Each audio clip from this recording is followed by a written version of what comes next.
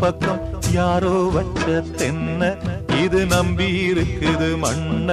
இது தானாக வளர்ந்த மரம் பாரம்மா ஒரு தாயாரு தந்தை யாரு கூறம்மா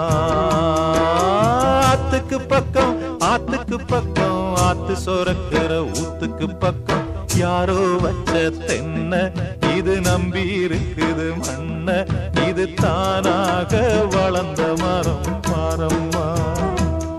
ஒரு தாயா